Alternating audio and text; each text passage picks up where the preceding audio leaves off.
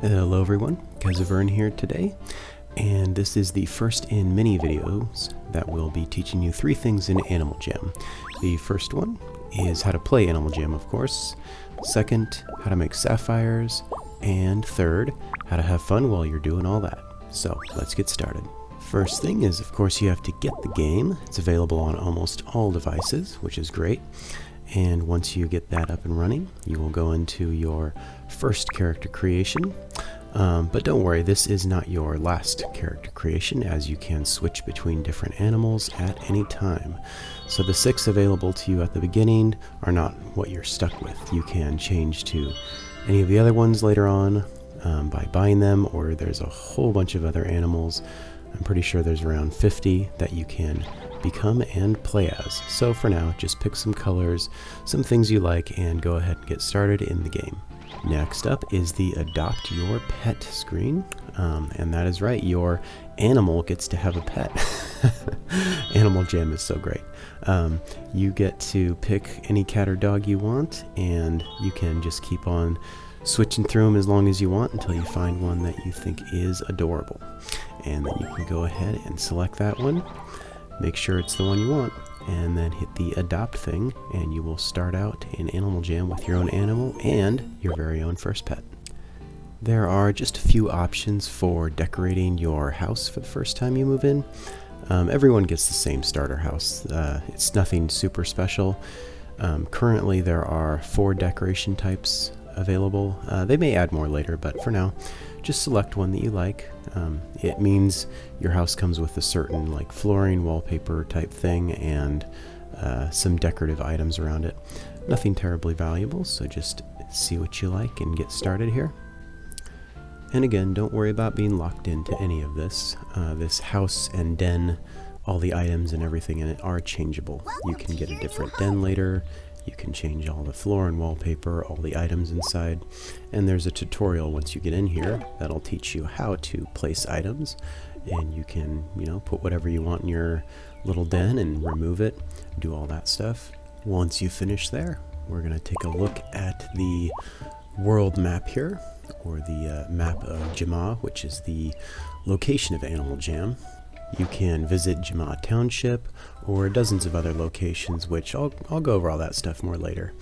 But for right now, it's just teaching you the controls, like how to get back to your den, how to go around the map, and most importantly, it has a feature showing you what to do.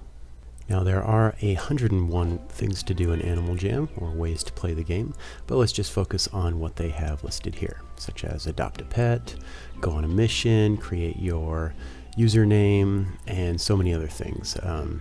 Shopping, and then on the next page they have things like the Phantom Dimension and all this other stuff. Of all these things here, I would definitely recommend to create your username first, and if you're a little bit younger, you may need an adult's help with this part. But the important part about creating a username is that it will save all of your data and progress in the game. So when you come back, you don't have to start over and make a whole new animal and a whole new house and all that stuff every few weeks, because sometimes your data just gets lost because you don't have an actual account.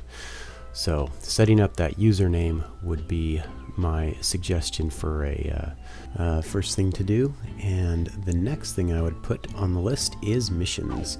So Animal Jam has done a great job on putting together these little missions, which are kind of like guides in the game, especially the first one, which is just kind of like, showing you the map a little bit, helping you get started. And you get little rewards for these, whether it's just some gems or later on you get like name tags and stuff that you can use if you become a member. But either way, the missions are a great way for you to also learn the game. And if you're younger, it also definitely helps you guide you through many parts of the game. So those are great, but one of the most amazing features to getting started, and kind of essential to getting started, is all of the games in Animal Jam. All these mini games that are both fun to play and very profitable at the beginning. It has a huge selection, no matter what kind of player you are. And no matter what your age is, there's something for everyone to play. This particular one is called Falling Phantoms. It's a fun little Dodge the Phantoms game. By the way, in Animal Jam, the Phantoms are kind of like the enemies or the protagonist of the game. You'll be fighting them on and off just about everywhere you go. Most of the mini-games include them in some way, shape, or form, and yeah, it's just tons of fun. In this particular one, you can see the volcano in the background is spitting out dozens and dozens of phantoms, and all of the players in the game are just trying not to get hit by them. And the person who survives the longest or survives till the end will get the most gems as a reward. Now, gems in Animal Jam are not the most valuable type of currency. People usually want sapphires for things more often than gems, but you can still use gems quite often to buy all kinds of furniture and clothing and a lot of stuff that is sold from the default shops in Animal Jam. So they're still very useful in different ways. And as you play, you'll also see a lot of these fun facts come up here and there. Don't just dismiss all of them right away. A lot of them are actually really cool little facts you can learn something from, especially if you're from the younger audience. There's a lot of cool things to learn, both in the mini games when you get this, and when you're out running around in the world. You can click on all kinds of little things to learn stuff about butterflies or ladybugs or whatever else. So Animal Jam has done a really good job of making this game both fun and educational in that way. And also, when you get the fun fact things or find them for the first time, you will get at least 1 point of experience for doing that. And that does go towards kind of the idea of leveling up, which does get you more gems and sapphires and all that. So it's good to do all around. And moving on, the next thing to do as a new player, in my opinion, would be look for these golden shovels. You can get all kinds of stuff from them. It's also called like a little treasure dig or whatever, which means, you know, treasure chests, gold, sapphires, unknown fossils. And I have actually seen up to 3 sapphires to dig up in a single little dig window like this. And sometimes you find everything, sometimes you don't, so it's just kind of random. A lot of the stuff you dig up from those shovels may seem pointless at first, like the unknown fossils and the crafting crystals and all that, but just hold on to it, because you can probably sell some of it for either gems or sapphires later to other players. But for now, let's move on to something else that I think is helpful to have early on in game, and that is a paint seed launcher. You can go into the building with the alphas here, and they sell them. Like with many items in the game, you can just select whichever color you want. There are plenty to choose from, and don't worry, they all work the same way, of course. Just go ahead and get one, and you will be more ready to fight the phantoms when you find them, whether that be in the main world or in the phantom dimension, which I'll get to in just a minute. Before we go on with all that, though, I'd just like to explain the money in Animal Jam. So there are gems, which I just use to purchase the paint seed launcher, and they can be used to purchase all kinds of clothing and just general items in the game. So their value is, you know, it's worth a bit to get them, and you can spend them on all kinds of decorative items. But a lot of the better items and things like dens, pets, and even an Animal Jam membership all do cost sapphires. And so this sapphire shop here is just something you'll need to be aware of. You're not going to need to bother with it in your first week here. You're just going to need to save up some sapphires. So yeah, just be aware that it's here and that it will be something you use later on, because most of the higher end items in the game or anything later in the game is going to require sapphires to be purchased. But like I said, we're not going to worry about all that right now. This is just for getting started. So just keep on having fun, exploring, doing those missions and understanding the map, just kind of understanding the game. And also, of course, the fun facts everywhere. I don't know why, I just had so much fun reading those my first playthrough. And it's still great finding them and just reading all the information. Anyways, I get a little caught up on that. Getting sapphires, so mini-games.